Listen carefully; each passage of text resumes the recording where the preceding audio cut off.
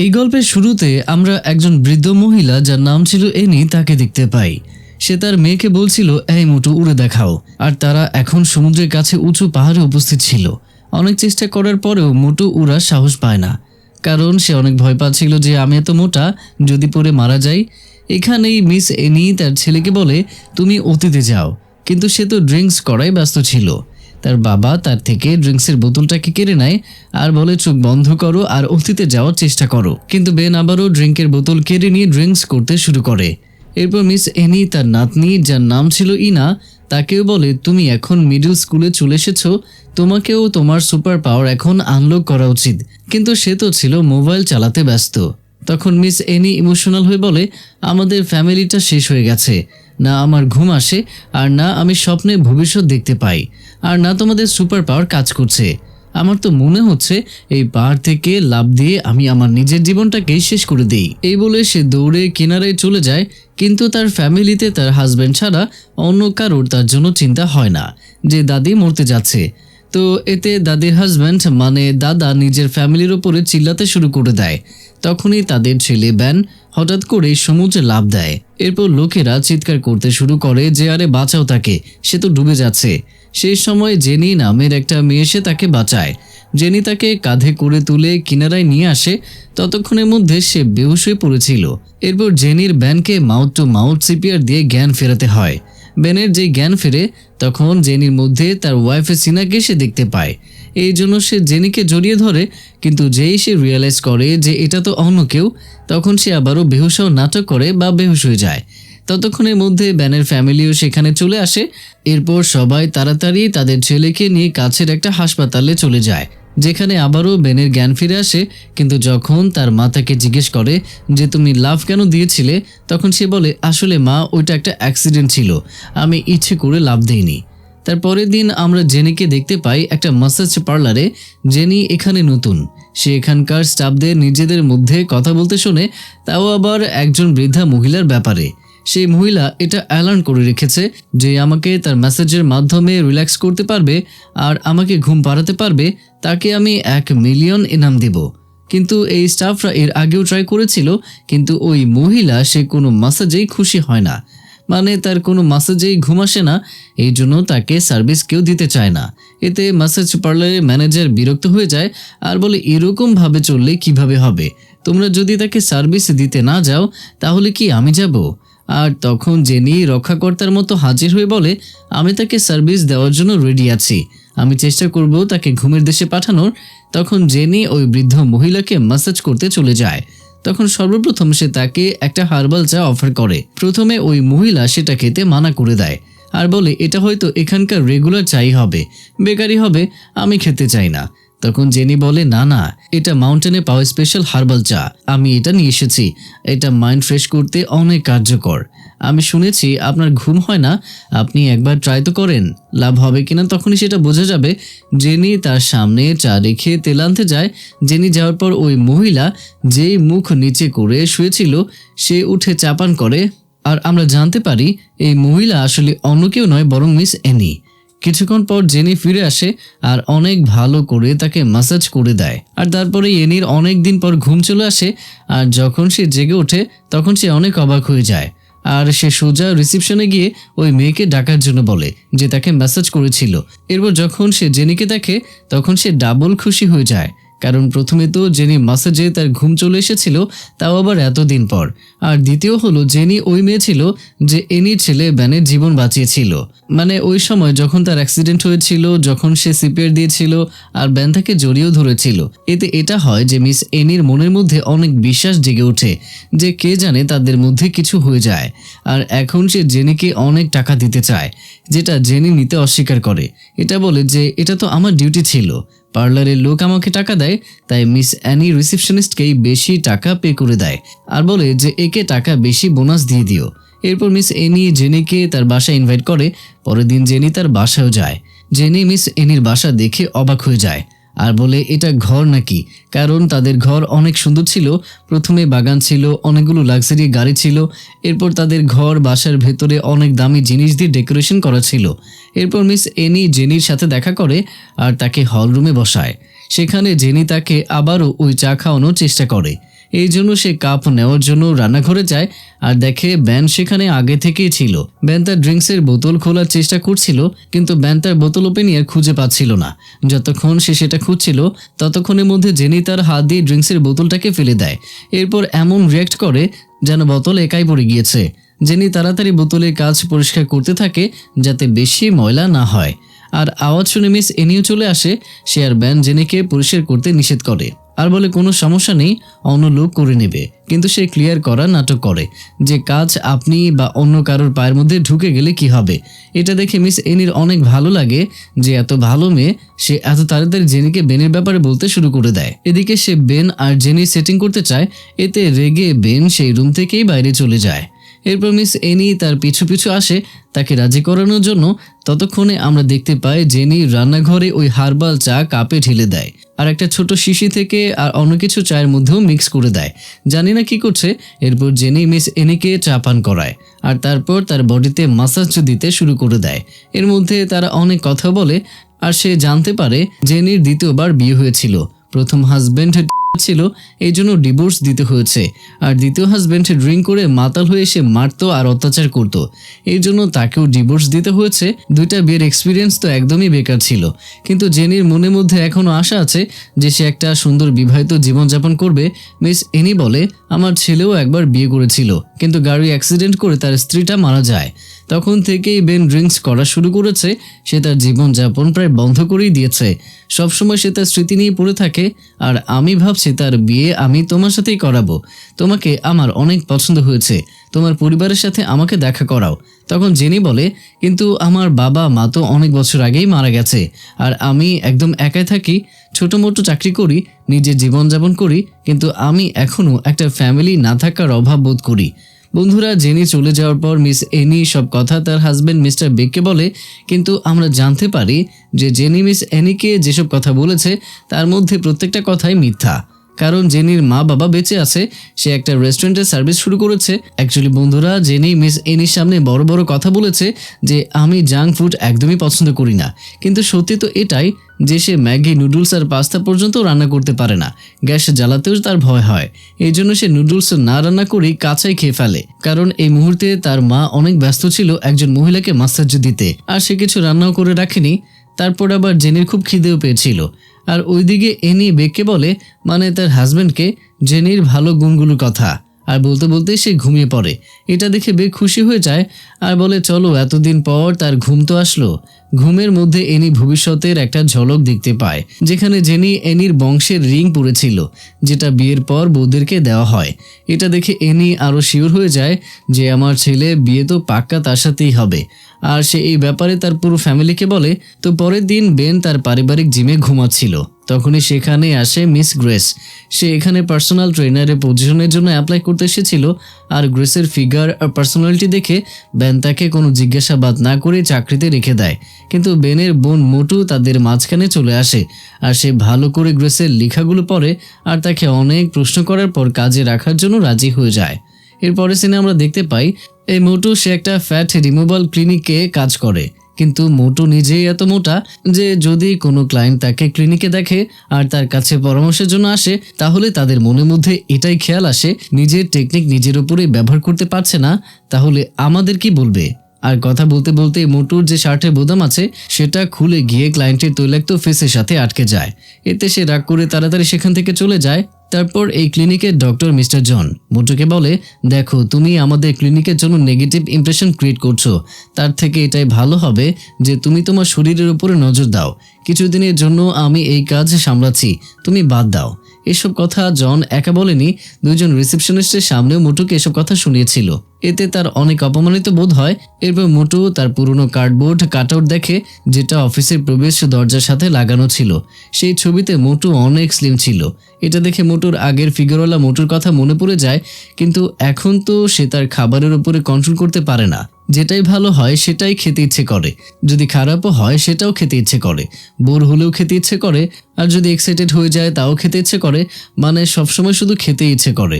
সে তো চিকন হতে চায়, কিন্তু খাওয়ার যে সিন চলছে তাহলে কিভাবে হবে। এখান থেকে কিছুদিনের পরের কথা, বেনের মেয়ে ইনার জন্মদিন। এই খুশিতে এনি ফ্যামিলির জন্য লাঞ্চের ব্যবস্থা করেছিল আর এতে জেনও ইনভাইটেশন পেয়েছিল। তাই জেনি এখানে ফুল নিয়ে পৌঁছে যায়। এখানে মিস এনি আবারও বিয়ের কথা বলে আর তখন বেন জেনিকে ডাইরেক্টলি বলে দেয় যে দেখো, আমি এখন এই বিয়ের ব্যাপারে ভাবতেও চাচ্ছি না, আর না তুমি ভাববে। আর আমার 13 বছরের মেয়েও আছে। আজকাল কিশোর কিশোরীদের মধ্যে অনেক রাগ দেখা যায়। তুমি তার ভালোর জন্য কোন কথা বলবে, সে তো তোমাকে সৎমা হওয়ার স্টেপ দিয়ে দেবে। আর এটা হচ্ছে আমার বোন মোটো। লোকেরা বলে যে ননদরা অনেক দুষ্ট হয়, আর আমার বোন তো সবার থেকে 10 পায়ে গিয়ে। তোমার জীবন জাহান্নাম বানিয়ে দেবে, তার উপর আবার এই মহিলা।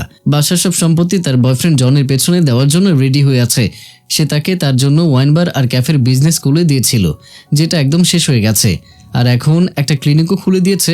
আর বলো, ক্লিনিক সে দিল, তাকেই কাজ থেকে বের করে দিয়েছে আর বলেছে যে তোমার জন্য ভুল ইমপ্রেশন পড়েছে। আর আমরা তো এই মোটোকে বুঝিয়ে হাঁপিয়ে গিয়েছি যে ওই ছেলে তোমাকে শুধু ব্যবহার করছে, কিন্তু না, সে তো বুঝতেই চায় না। তার তো সত্যিকারের ভালোবাসা। এসবে এখানকার মহল একটু নষ্ট হয়ে যায়। এরপর এনি ব্যানকে একাই এক জায়গায় নিয়ে যায় আর তাদের মধ্যে ঝগড়া লেগে যায়, কারণ ব্যান মুভ অন করতে চায় না। কিন্তু তার মা জোর করে তার সেটিং করার জন্য উঠে পড়ে লেগে আছে। তার মা তাকে এখানে বলতে থাকে, যদি সিনা বেঁচে থাকতো আর যদি তুমি আমার ভবিষ্যৎবাণী মেনে নিয়ে বিয়ে না করতে, তাহলে তোমাদের দুজনে মিল লেখা ছিলই না। কিন্তু তুমি তো তোমার ভাগ্যের লেখা বদলাতে চাইতে। সিনার মৃত্যু তোমার জিদের জন্য হয়েছে। আর বন্ধুরা, এই কথা ইনা শুনতে পেয়ে যায়। তারপর সে তার কেকের উপরে থাকা মোমবাতিগুলো নিভিয়ে দিয়ে তার রুমে চলে যায়। আর এখানে রাগে ব্যানও বাইরে চলে যায়। সেই সময় অনেক জোরে বৃষ্টি হওয়া শুরু হয়ে যায় আর হঠাৎ করেই এনির শরীরটা খারাপ হয়ে যায়। এরপর তার হাজব্যান্ড আর তার মেয়ে মোটো মিলে তাকে হাসপাতালে নিয়ে যায়। বেক জেনিকে বলে স্টুবে স্যুপ চড়িয়ে দিয়েছে, তুমি একটু স্টুপটা অফ করে দিও। কিন্তু জেনি তো স্টুপ গ্যাস কোনো কিছুই চালাতে জানে না। বাসায় শুধু জেনি আর ইনা আছে, যাদের মুড একদম খারাপ ছিল। জেনি অন্য কারোর থেকে সাহায্য নিতেও পারছিল না, আর স্যুপও অনেক আগুনের জন্য নিচে পড়ে যাচ্ছিল। এরপর জেনি এক চিমটা তুলে আর কোনোভাবে গ্যাসটা বন্ধ করার চেষ্টা করে, কিন্তু সে করতে পারে না। আর তখনই ইনা চলে আসে আর গ্যাসটাকে অফ করে দেয়। এরপর সে জেনিকে বলে, তুমি দাদিমার চায়ে কি মিশিয়েছিলে? এই কথা শুনে জেনি ভয় পেয়ে যায়। প্রথমবার যখন জেনি এসেছিল তখন সে চায়ের মধ্যে পাউডারের মতো কিছু মিশিয়ে দিয়েছিল। তখন ইনা তাকে এটা করতে দেখে ফেলেছিল। তারপর জেনি একটু ভেবে বলে যে সেটা শুধু দারুচিনির পাউডারই ছিল। অন্যদিকে ব্যান গিয়েছিল তার ওয়াইফের মেমোরিয়ালে, সেখানে সিনার পরিবারও এসেছিল। আসলে আজকের দিনে সিনার ডেথ অ্যানিভার্সারি।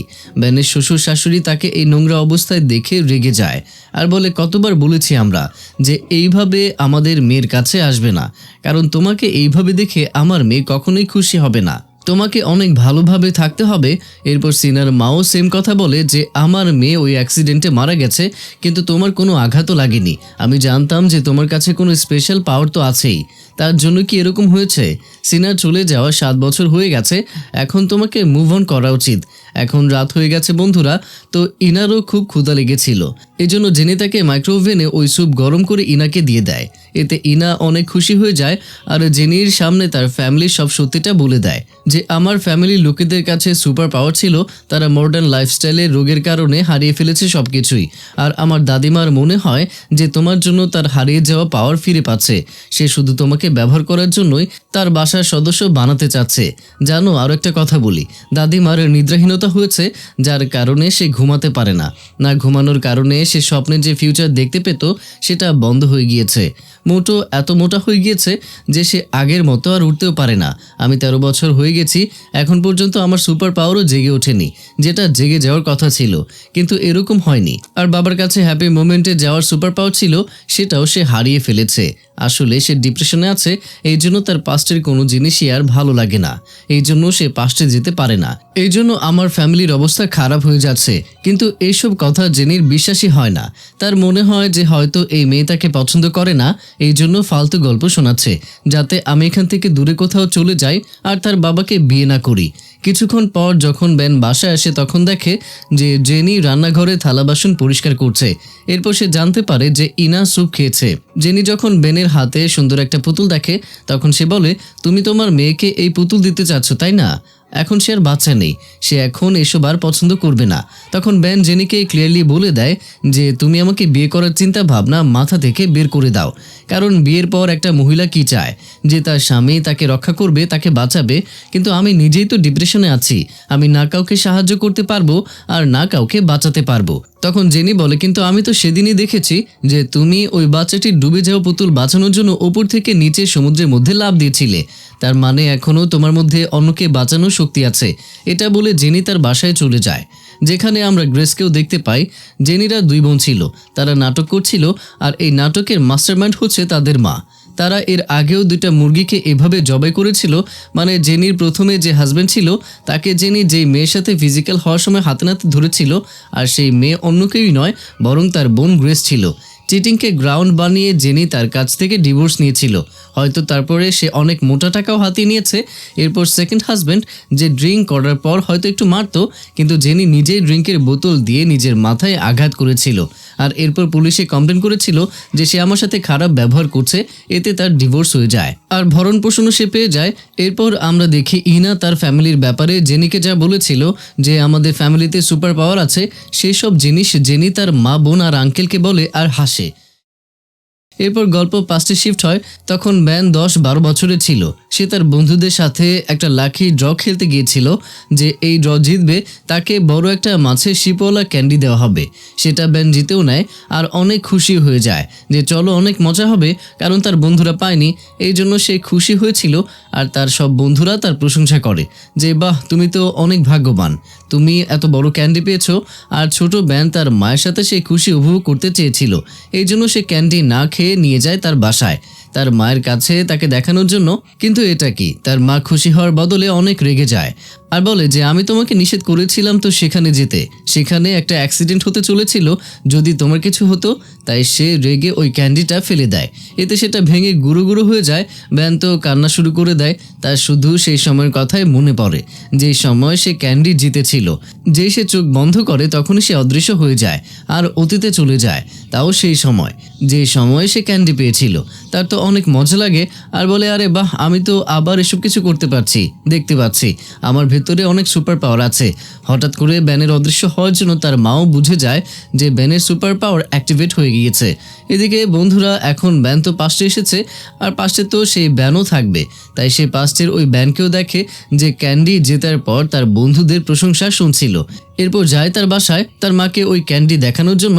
তখনই ভবিষ্যতের ব্যান একটা মেয়েকে দেখতে পায় যে সে একটা কিউট পাপি নিয়ে যাচ্ছিল। আগে একটা মোড় আসে আর পাপি তার রশি ছিঁড়ে গিয়ে দৌড় দেয়।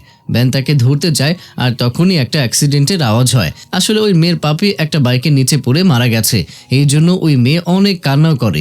আর এইসব কিছু দেখে ব্যান বুঝতে পারে যে আমার মা সত্যিই বলেছিল যে এখানে সত্যি একটা অ্যাক্সিডেন্ট হতে চলেছিল। তখনই সে আবার প্রেজেন্টে ফিরে আসে আর তার অনেক কষ্ট লাগে যে যেই সময় আমি এত খুশি ছিলাম সেই সময় এত খারাপ জিনিস হয়ে গেল। ব্যান আসলে ওই পাপির জীবন বাঁচাতে চেয়েছিল, এই জন্য সে দ্বিতীয়বার তার চোখ বন্ধ করে দিয়ে পাশে চলে যায়। সে অনেক চেষ্টা করে কিন্তু সে প্রত্যেকবারই ওই পাপিকে বাঁচাতে সফল হয় না, কারণ পাশে না কেউ তাকে দেখতে পায় আর না সে কারোর সাথে কথা বলতে পারে আর না কাউকে ধরতে পারত। অনেকবার এই মোমেন্টে যাওয়ার পরেও আর পাপের মৃত্যু দেখার জন্য তার ক্যান্ডি জেতার যে হ্যাপি মোমেন্ট ছিল সেটা তার জন্য স্যাড মোমেন্ট হয়ে যায়। আর এরপর সে দ্বিতীয়বার ওই মোমেন্টে যেতে চায় না। এরপর আমরা ব্যানকে ওই হ্যাপি মোমেন্টে দেখি যখন ইনার জন্ম হয়েছিল। সেই সময় ব্যান আর সিনা দুজনেই অনেক খুশি ছিল আর ব্যানও বলেছিল যে এই মোমেন্ট আমার জন্য সব থেকে বেশি খুশির, আবারও আমি এই মুহূর্তটিকে অসংখ্যবার পুনর্জীবিত করতে চাই। এরপর সিন প্রেজেন্টে শিফট হয়, মানে ইনার জন্মদিনের আগের দিন। তখন ব্যান দেখে বাইরের ডাস্টবিনে আজ পর্যন্ত ব্যান তার বার্থডেতে যত পুতুল দিয়েছিল সেই সবগুলো ইনার ডাস্টবিনে ফেলে দিয়েছে। তখনই ইনা বের হয় তাই স্কুলে যাওয়ার জন্য। সে তার মোবাইল দেখতে দেখতে যাচ্ছিল, তখন ব্যান তাকে বলে ফোন তো কল করার জন্য কখনো কখনো ব্যাগেও নিতে শেখো, সবসময় কি ভিডিও দেখতেই থাকবে নাকি? রাস্তায় তো ফোন ব্যাগে রেখেও দিতে পারো, না হলে কোথাও ফোনটা পড়ে যাবে অথবা তুমিও পড়ে যেতে পারো। তখনই বন্ধুরা আমরা একটা ব্ল্যাক বাইকারকে দেখতে পাই যে ইনাকে ফলো করছিল। তো এরপর আমরা ব্যানকে দেখতে পাই যে কিনা শপিং মলে গিয়েছিল তার মেয়ের জন্মদিনের জন্য বার্থডে গিফট কেনার জন্য। সেখানে তার সাথে জেনি দেখা হয়ে যায়। জেনি জেনি ব্যানের পছন্দ নিয়ে মজা করছিল। এরপর সে অনেক সুন্দর একটা জুতা পছন্দ করে দেয় ইনার জন্য, যেটা টাকা ব্যান টেবিলে রেখে চলে যায়। তখনই মলে ফায়ার অ্যালার্ম বেজে ওঠে আর লোকেরা এদিক ওদিক ছোটাছুটি করে। জেনি প্যানিক হয়ে সেখানেই পড়ে যায়। তখনই সেখানে ব্যান চলে আসে আর সে জেনির হাত ধরে। আর এখানে আরেকটা জিনিস খেয়াল করার মতো হয়ে যায় যে ব্যানের হাতে আঘাত পাওয়ার মতো চিহ্ন, কিন্তু তার তো কোনো আঘাতও লাগেনি। কিছুক্ষণের জন্য জেনি অন্য লোকেদেরকে দেখে আর তখনই ব্যান অদৃশ্য হয়ে যায়। আর তখনই মলে অ্যানাউন্সমেন্ট করা হয় যে এটা একটা মিথ্যা অ্যালার্ম ছিল। এরপর জেনি তার বাসায় চলে যায়। আর ওইদিকে ইনা যখন স্কুল থেকে আসে তার দরজার সামনে ওই জুতা দেখে। তখনই সে সেটা তাড়াতাড়ি ভেতরে নিয়ে গিয়ে পড়ে আর অনেক খুশি হয়। আর হ্যাঁ, জুতা অনেক পছন্দ হয়েছিল তার। সেই সময় ইনা দেখে তার বাবা দরজার কাছে লুকিয়ে তার রিয়াকশনটা দেখছে। পরের দিন মোটু জিমে যায়। তখন দেখে জিম করতে আসা লোকেরা, ট্রেনার সবাই বাজে নজরে গ্রেসকে দেখছে, যেটা মোটুর পছন্দ হয় না। সে গিয়ে গ্রেসের ইনসাল্ট করতে থাকে। তার বদলে গ্রেসও তাকে মোটু হওয়ার জন্য মজা করে। তখনই মিস এনি জেনির সাথে সেখানে আসে আর বলে, আমার ছেলে আগে ফায়ার ফাইটার ছিল, কিন্তু আমার তার জন্য অনেক চিন্তা হচ্ছিল। এই জন্য আমি তার জন্য এই জিম খুলে দিয়েছিলাম, যাতে সে সেফ আর একটা ভালো বিজনেস করতে পারে। একবার যদি বেনের বিয়ে হয়ে যায় তাহলে আমি এই বিল্ডিং আর জিম দুটোই তার নামে করে দেব। তখন জেনি বলে, আমি আপনার কথার মানে বুঝতে পেরেছি, কিন্তু আমার এসব কিছু খুব তাড়াতাড়ি মনে হচ্ছে। এই কথা বন্ধুরা মোটু শুনে ফেলে আর সে অনেক রেগে যায়। সে বলে, এই বিল্ডিং তো আমারই হবে, কারণ আপনি বলেছিলেন যে যার প্রথম বিয়ের পর বাচ্চা হবে এই বিল্ডিং তার হবে। মিস এনি হ্যাঁ বলে, আমি তো এখনও এই কথাই বলছি, কিন্তু আমার তোমার উপরে কোনো বিশ্বাসই নেই। তোমার বয়ফ্রেন্ড তো তোমাকে কমিটমেন্ট দিতে ভয় পায়। এরপর মোটু তার মাকে একাই নিয়ে গিয়ে বলে, সবার সামনে বলার কি দরকার ছিল আপনার? তার মানে আপনার নিজের মেয়ের থেকেও বেশি ওই মেয়ের উপরে ভরসা আছে। জানেন কি তার ব্যাকগ্রাউন্ড? তার ব্যাপারে কখনো ভেবেছেন? আমরা যে বেঁচে গিয়েছিলাম সেখানে তার থাকা, বেনকে বাঁচানো, আবার ওই মাসেজ পার্লারে জব করা, যেখানে আপনিও রেগুলার যান। এসব কিছুতে কি আপনার সন্দেহ হচ্ছে না?